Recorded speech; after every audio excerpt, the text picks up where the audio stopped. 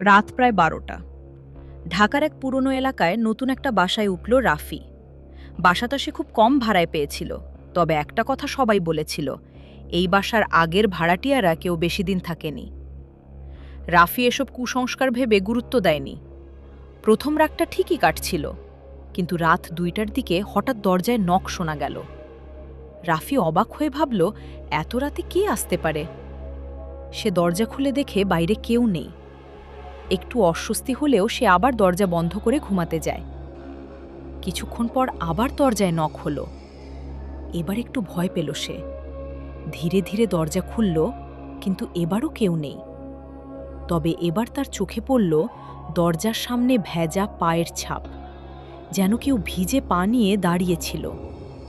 আশ্চর্যের বিষয়, পায়ের ছাপগুলো ঘরের ভেতরের দিকে এগিয়ে যাচ্ছে।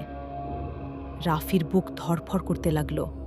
সে সাহস করে পায়ের ছাপগুলো অনুসরণ করল। ছাপগুলো গিয়ে থামল তার বেডরুমের দরজার সামনে। দরজাটা একটু খোলা ছিল। ভেতর থেকে হালকা কান্নার শব্দ ভেসে আসছিল। আমাকে বের হতে দাও। রাফি ভয়ে জমে গেলেও ধীরে ধীরে দরজা ঠেলে ভেতরে ঢুকল। ঘরের ভেতরে কেউ ছিল না। সবকিছু স্বাভাবিকই মনে হচ্ছিল।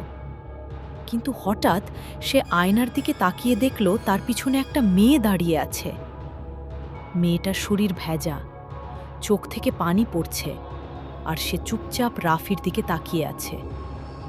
রাফি ভয় পেয়ে পিছনে ঘুরে তাকালো, কিন্তু সেখানে কেউ ছিল না।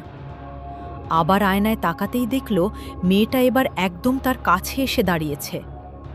মেয়েটা আস্তে করে বলল, এই বাসা আমার। পরের দিন সকালে প্রতিবেশীরা দরজা ভেঙে ভেতরে ঢুকে দেখে রাফি মেঝেতে পড়ে আছে।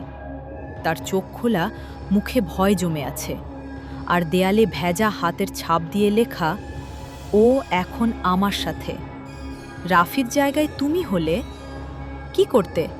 কমেন্টে জানাও। আর এমন গল্প মিস না করতে এখনই সাবস্ক্রাইব করো।